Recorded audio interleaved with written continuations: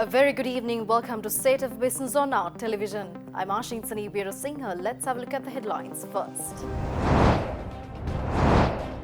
SLPP secures a record winning from the general election while the country's oldest party UNP stumbles.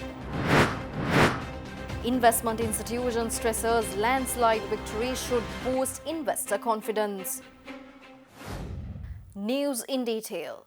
The Sri Lanka Podujana Peramuna, led by Prime Minister Mahinda Rajapaksa, secured a resounding victory from Wednesday's parliamentary elections by winning 145 of the 225 parliamentary seats. The SLPP swept all districts outside the north and east, winning massive majorities in almost all electorates. The Sri Lanka Podujana Peramuna secured 6,853,693 votes polled, with the Samagi Jana Balawege winning around 2,771,984 votes.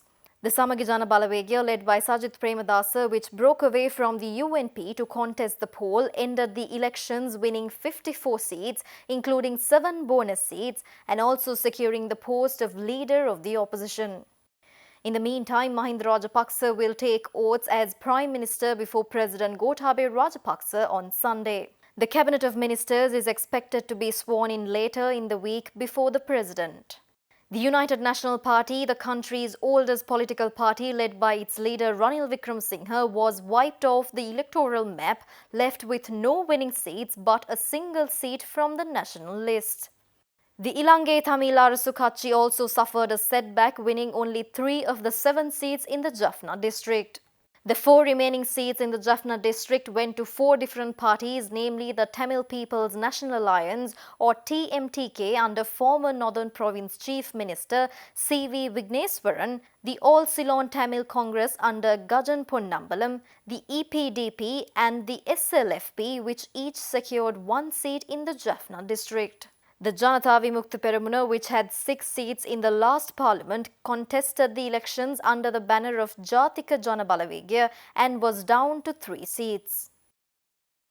Moving on to the preferential votes, Prime Minister Mahinda Rajapaksa, who contested for the general elections 2020 under Sri Lanka Podujana Peramuna, has gained the highest number of preferential votes with an whopping 527,364 votes. In the meantime, Sri Lanka Podujana Peramuna candidates Rear Admiral Sarath Weerasekara, Dr. Nalaka Godaheva and former President Maithripala Sirisena have topped the preferential votes in Colombo, Gampaha and Polonnaruwa electoral districts respectively. Prime Minister Mahinda Rajapaksa of Sri Lanka Podujana Peramuna is leading the preferential votes in Kurunegala district with 527,364 votes. Meanwhile, Sri Lanka Podujana Peramuna candidate Rear Admiral Sarath Weerasekara has topped the preferential votes in Colombo district with 328,092 votes, while second highest votes were secured by Samagi Jana Balawege candidate Sajith Premadasa with 305,744.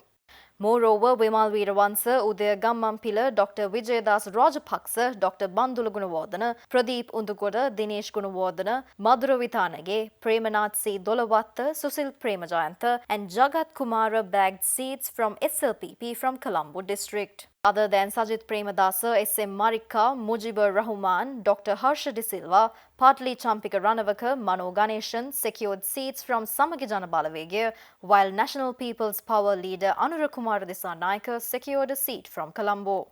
Moreover, Dr. Nalaka Godaheva topped the Sri Lanka Podujana Peramuna preferential votes in the Gampaha district, obtaining 325,479 votes, and Prasanna Ranatunga came second in the list with 316,544 preferential votes. Field Marshal Sarath Fonseca received highest number of votes from Samagi Jana Balawege from the Gampaha district with 110,535 votes. Namal Rajapaksa, who contested for the parliamentary election 2020 from Hambantota under SLPP, gained 166,660 votes. Former President Maithripala Sirisena has secured the highest number of preferential votes in the Polonnaruwa district with 111,137 votes. Moreover, key political figures in previous parliaments such as Hirunika Premachandra, Sujeeva Senasinghe, Palitha Thevarapperuma, Lakshmanya Pabewardena, Ajit P. Pereira and Sunil Handunnetti could not secure seats in the 9th Parliament.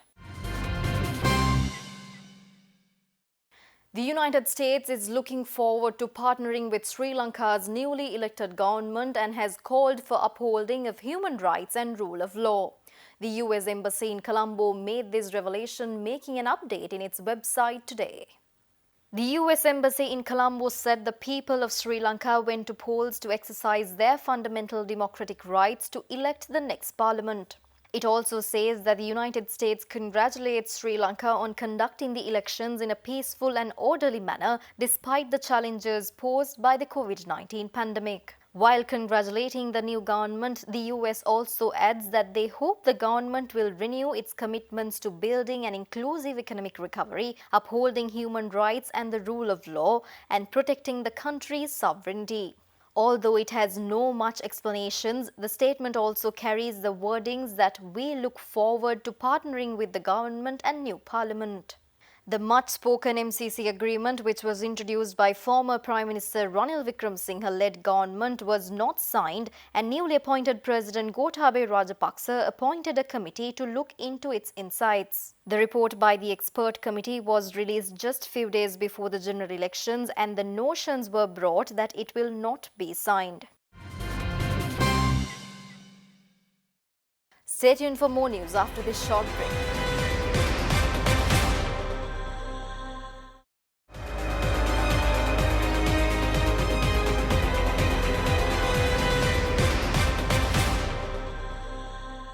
Welcome back after the break.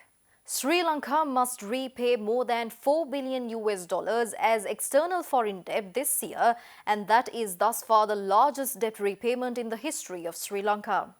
At this juncture, Global Director of Macroeconomics, Trade and Investment at the World Bank, Marcelo Estevo, explains how the COVID-19 situation has aggravated the debt distress of the developing countries. Many developing countries had already been on a worrisome debt path even before COVID hit. The crisis affected countries' ability to produce goods and services and export them, which had reduced fiscal revenues drastically. So there is also great pressure to spend more to protect the most vulnerable parts of society. Fiscal spending has been rising, which increased financing needs for all countries. So there is a combination here of a past trend started, say, depending on the country, but on average in 2013 of going up, that ratio that we follow to track the ability of countries to pay their debt, with the crisis that hit fiscal revenues and then and growth. So that ratio is going to continue to go up, probably at a higher rate than you've seen before COVID. World Health Organization stresses that coronavirus has taught us that investing in pandemic preparedness and the climate crisis is important as much as state prepares for potential terrorist attacks. Expressing views at the regular COVID-19 press briefing held yesterday, WHO Chief Dr. Ghebreyesus said that countries should build back robust health systems along with political will, resources and technical expertise. The world spends billions every year preparing for potential terrorist attacks, but we have learned lessons the hard way that unless we invest in pandemic preparedness and the climate crisis, we leave ourselves open to enormous harm. While health has often been viewed as a cost, the first coronavirus pandemic in history has shown how critical health investment is to national security. And universal health coverage is essential to our collective global health security. Building back stronger health systems will require political will, resources, and technical expertise in high and low-income countries alike. Investment institution First Capital Holdings states that the market trading of Colombo Stock Exchange witnessed a mixed reaction during the week. First Capital also added that it expects the landslide victory witnessed by the SLPP at the general election would enhance investor confidence. During the short week, market witnessed mixed activity due to profit-taking, Thereafter, with the general election edging closer, investors were seen rallying behind capital goods and banking counters. Foreign participation for the week was at a minimum of 15%, with a net foreign outflow of over Rs 740 million. However, retail activity absorbed the brunt of the impact on the optimism of political stability which was achieved this week. We expect the landslide victory witnessed at general election to boost investor confidence and for heavy retail activity to rally around construction and plantation counters. Moreover, the release of delayed quarterly earnings due to COVID-19 may adversely affect selected counters. Foreigners may continue to be on the sell side, although strong buying interest from retails is likely to absorb the impact. We will be back with stock updates after this short break.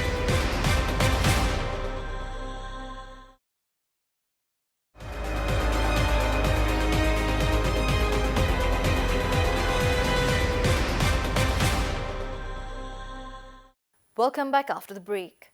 The trading at Colombo Stock Exchange ended on a mixed note today.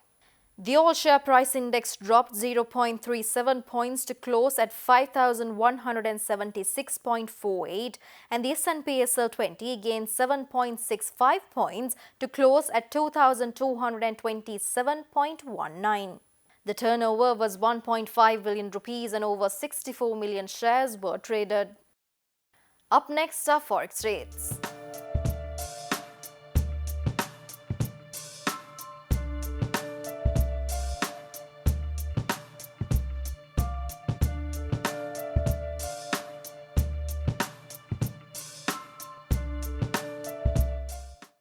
That's all the news for today. See you tomorrow with Biz Roundup at 8:30 p.m. Until then, take care.